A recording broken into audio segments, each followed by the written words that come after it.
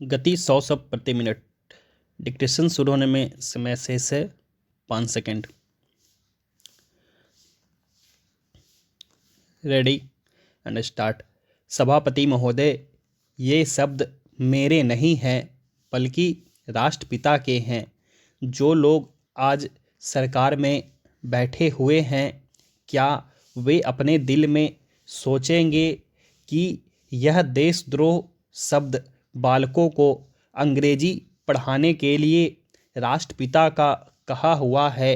आज 54 वर्ष देश को स्वतंत्र हुए हो गए हैं, लेकिन राष्ट्रपिता की इस बात पर आज तक ध्यान नहीं दिया गया है।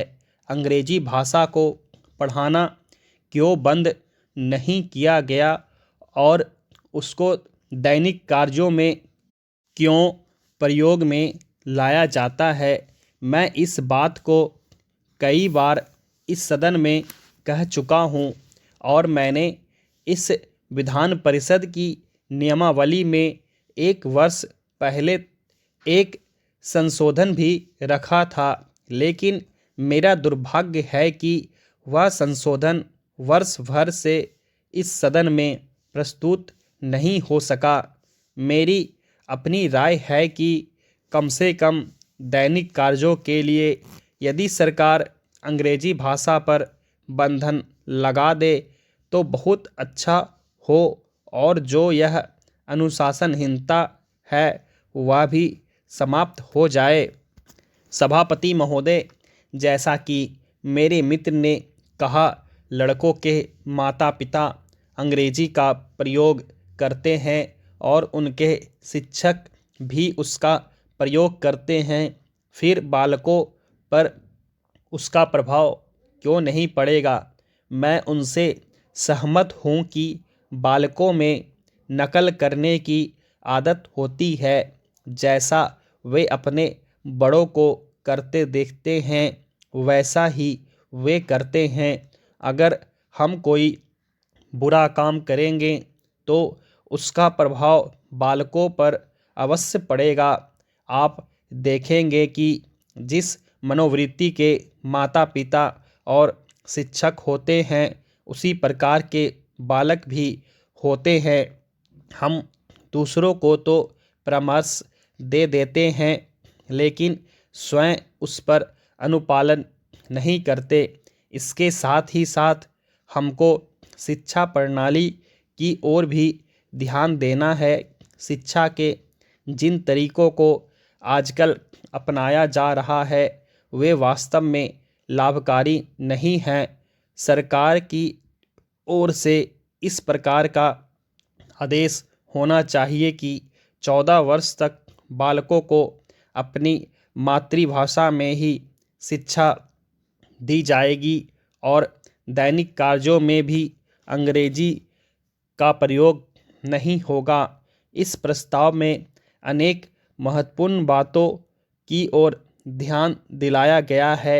मैं समझता हूँ कि जब माननीय मंत्री जी इसका उत्तर देंगे तो कह देंगे कि हम बहुत सी बातों पर कार्यान्वयन कर रहे हैं, लेकिन मैं समझता हूँ कि उन पर कोई कार्यान्वयन नहीं हो रहा है।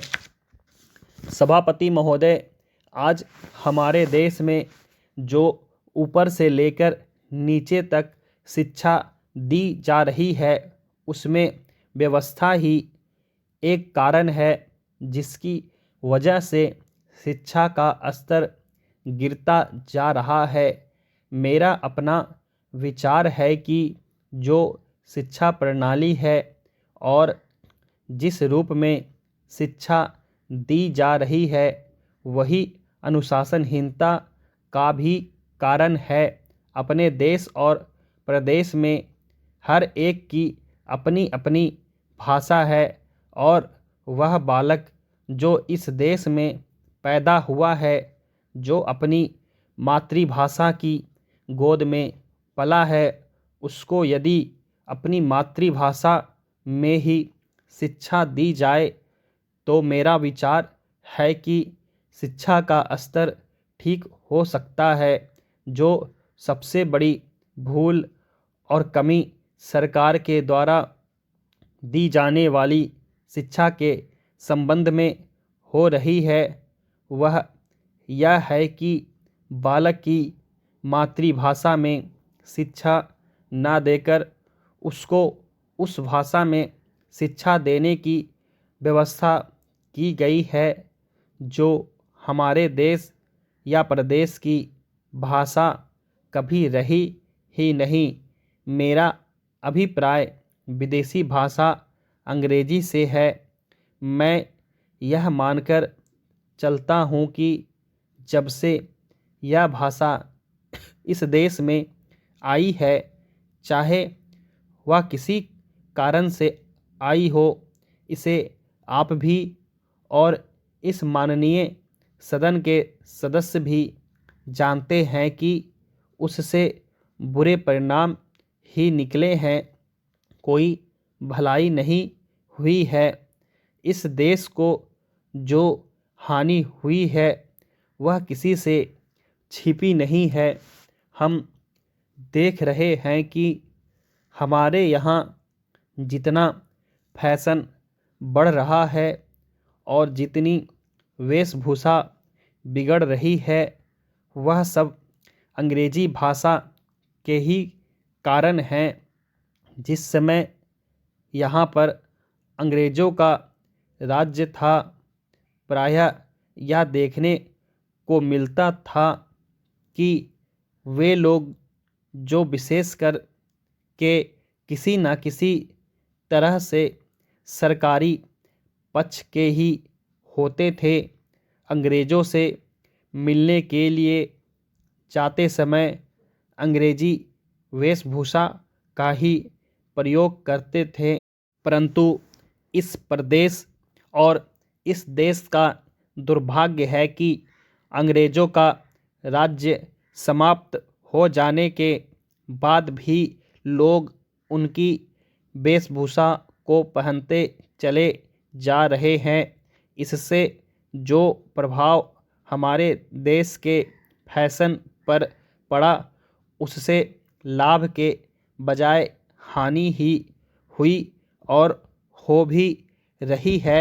मेरा ऐसा विचार है कि अंग्रेजी वेशभूषा से इस देश को बहुत हानि हुई है। भारत की गौरवपूर्ण सभ्यता और संस्कृति के संरक्षण पर पर्याप्त ध्यान देने की आवश्यकता है। स्टॉप।